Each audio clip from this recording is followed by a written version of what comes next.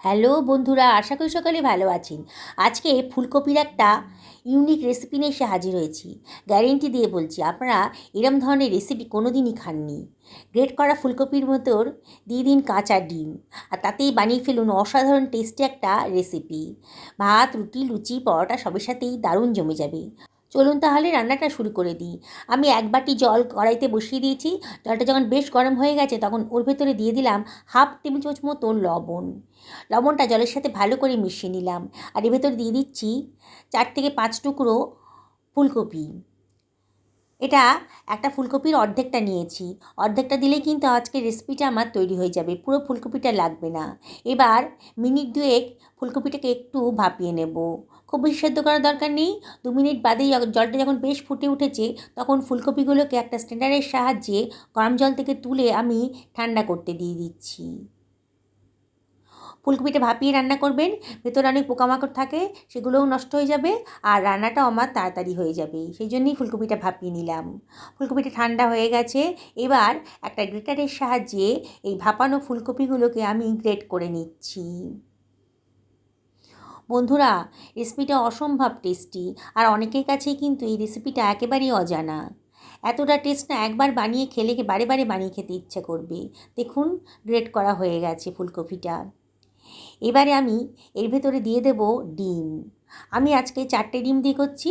আপনারা ইচ্ছে করলে ডিমের পরিমাণটা বাড়াতে কমাতে পারেন। আমি 4টে ডিমই ফাটিয়ে এই গ্রেট করা ফুলকপির ভেতরে দিয়ে দিলাম।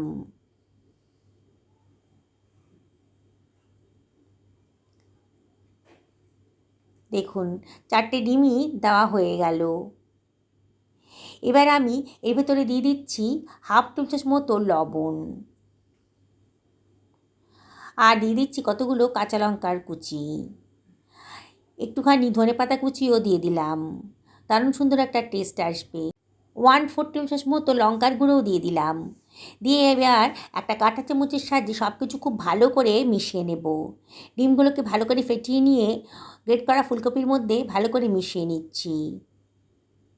দেখুন কত সুন্দরভাবে আমি এগুলোকে মিশিয়ে নিলাম। এবার আমি এর ভেতর দিয়ে দিচ্ছি 1 টেবিল চামচ মতো বেসন, হাফ টেবিল চামচ গোলমরিচের গুঁড়ো দিয়ে আবারও সব কিছু ভালো করে মিশিয়ে নেব। বেসনটা কিন্তু ডিমের সাথে মিশতে একটু সময় লাগবে, তাই খুব ভালো করে এগুলোকে মিশিয়ে নিতে হবে যাতে কোনো লাম্পস না থাকে। দেখুন সুন্দর করে মেশানো হয়ে গেছে। এবার এটাকে আমি সরিয়ে রাখছি। আজকে রান্নাটা আমার 2খানা পেঁয়াজ লাগবে। 2খানা পেঁয়াজের খোসা আমি কেটে নিয়েছি। কেটে নিয়ে পেঁয়াজটাকে রাফলি আমি কেটে নিলাম। একখানা বড় সাইজের টমেটোও নিয়ে নিয়েছি। টমেটোটাকেও আমি কেটে নেব, রাফলি কেটে নিচ্ছি। একটা মিক্সার গ্রাইন্ডারের ভেতর প্রথমে টমেটোটা দিয়ে দিলাম। এটাকে জল ছাড়াই গ্রাইন্ড করে নিচ্ছি। দেখুন কত সুন্দর একটা স্মুথ পেস্ট তৈরি হয়ে গেছে। সরিয়ে রাখলাম। ওই গ্রাইন্ডারের ভেতরে আমি দিয়ে দিচ্ছি পেঁয়াজটাকে, আর দিয়ে দিচ্ছি 1 ইঞ্চি পরিমাণ আদা কুচি, কতগুলো রসুনের কোয়াও দিয়ে দিলাম। আবারও জল ছাড়াই এটাকে আমি গ্রাইন্ড করে নিচ্ছি। দেখুন সুন্দর করে একটা পেস্ট তৈরি হয়ে গেছে। সরিয়ে রাখলাম। একটা কড়াই গরম করতে দিয়ে দিয়েছি। এর ভেতরে আমি দিয়ে দিচ্ছি 2 টেবিল চামচ মতো সর্ষের তেল। এবার তেলটাকে কড়াই গায়ে ভালো করে মাখিয়ে নেব, আর তেলটাকে বেশ গরম করে নেব। এইবারে আমি ডিম আর ফুলকপির মিশ্রণটা এর ভেতরে দিয়ে দিলাম। গ্যাসের ফ্লেমটা কিন্তু একেবারে লোতে রাখবেন। ঢাকা দিয়ে মিনিট দুয়েক রান্না করে নেব। 2 মিনিট বাদে দেখুন ওপরের পোর্শনটা কিন্তু একটু শুকিয়ে গেছে, বোঝাই যাচ্ছে নিচের পোর্শনটাও বেশ শুকিয়ে গেছে। এবার আমি খুন্তি দিয়ে কেটে নিচ্ছি ওপর থেকে। এবার পিস পিস করে ছোটো ছোটো টুকরো করে কেটে নেব। আরও অনেকক্ষণ শুকানো যেত, কিন্তু নিচটা তাহলে পোড়া লেগে যেতে পারে। সেই জন্যে আমি আর বেশি শুকালাম না ওপরে পোর্শনটা। এবার আমি এটাকে উল্টে দেব, তার নিচের পোর্শনটাও খুব ভালো করে ভাজা হয়ে যাবে। দেখুন কীভাবে তৈরি করে ফেললাম চটপট। এই রেসিপিটা বানাতে আপনাদের 12 থেকে 15 মিনিট টাইম লাগবে। অসম্ভব টেস্টি। দেখছেন তো, কোনো ঝামেলাই নেই। দেখুন আমি আমলেটের টুকরোগুলোকে উল্টো দিকে করে দিলাম, দিয়ে এবার 1 চামচ মতো সাদা তেল আমি দিয়ে দিচ্ছি, যাতে নিচের পোর্শনটাও খুব ভালো করে ভাজা হয়ে যায়, ডিমের কাঁচা ভাবটা একেবারেই না থাকে। আরও মিনিট খানেক রান্না করার পর দেখুন সুন্দর করে ভাজা হয়ে গেছে। কিন্তু একেবারে নতুন ধরনের নতুন স্বাদের রেসিপি, দেখেই কিন্তু আপনাদের বানাতে ইচ্ছা করবে। দেখুন সুন্দর করে মামলেটগুলো ভাজা হয়ে গেছে। এবার এগুলোকে আমি সরিয়ে রাখছি অন্য একটা পাত্রের ভেতরে।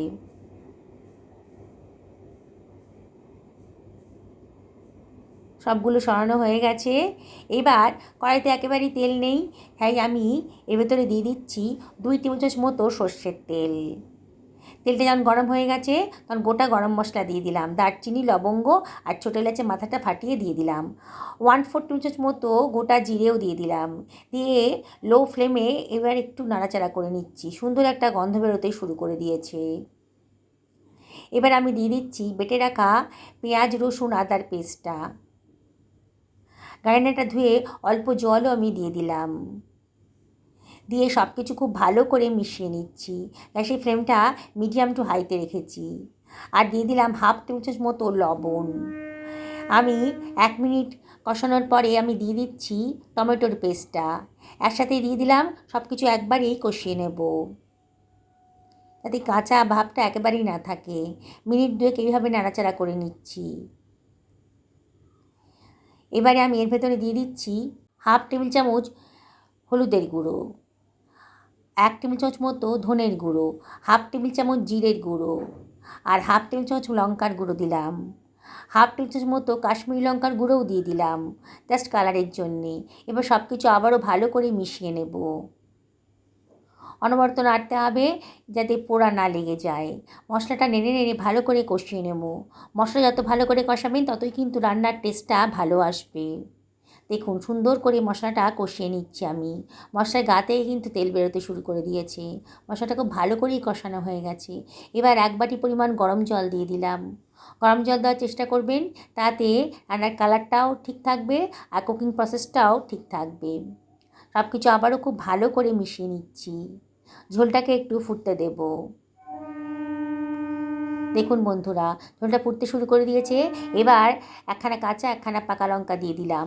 1/2 টেবিল চামচ মতো গোলমরিচের গুঁড়োও দিয়ে দিলাম, দারুণ সুন্দর একটা টেস্ট আসবে। বেশ খানিকটা ধনেপাতা কুচি এর ভেতরে দিয়ে দিচ্ছি। হাতে ডলে একটু কসুরি মেথিও দিয়ে দিলাম, দারুণ সুন্দর একটা গন্ধ বেরোবে। এবারে 1/2 টেবিল চামচ মতো কিচেন কিং মশলা দিয়ে দিলাম। আমি গোটা গরম মশলা দিয়েছিলাম, সেজন্য গরম মশলা দিলাম না। আপনাদের কাছে যদি কিচেন কিং মশলা না থাকে তাহলে গরম মশলাও দিতে পারেন। এবার ভেজে রাখা ডিমের টুকরোগুলো এর ভেতরে দিয়ে দিচ্ছি। গ্যাসের ফ্লেমটা লোতে করে দিয়েছি। আবারও সব কিছু আলতো হাতে ভালো করে মিশিয়ে নিচ্ছি। এবারে ঢাকা দিয়ে মিনিট 2 আমি রান্না করে নেবো একেবারে লো ফ্লেমে। 2 মিনিট বাদে দেখুন গ্রেভিটা ফুটতে শুরু করে দিয়েছে আর কতটা সুন্দর দেখতে লাগছে। দেখছেন তো বন্ধুরা, কতটা টেস্টি হবে বুঝতেই পারছেন। একদিন যদি বানিয়ে খান তাহলেই তো বুঝতে পারবেন।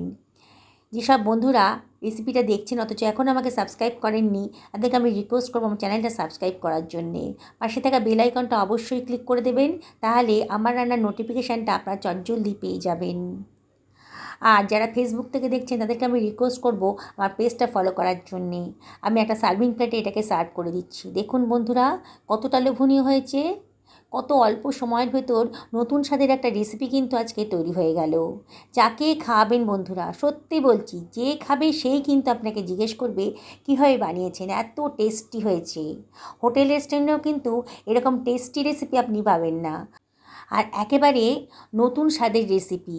ফুলকপির নানান রেসিপি তো আপনারা খেয়েছেন, এইভাবে ডিম ফুলকপি দিয়ে এই রেসিপিটা আপনি বানিয়ে ফেলুন, পরিবারের সকলকে খাওয়ান, দেখবেন সবাই প্রশংসা করবে আর বারে বারে কিন্তু আপনাকে বানানোর জন্য রিকোয়েস্ট করবে। আমি তাই তো আপনাদেরকে আবারও রিকোয়েস্ট করব, একদিন অবশ্যই বাড়িতে বানিয়ে ফেলুন, পরিবারের সকলকে খাওয়ান, নিজেও খান। সুস্থ থাকুন, ভালো থাকুন, এই কামনা করে এই ভিডিওটা এখানে শেষ করলাম। নমস্কার নেবেন।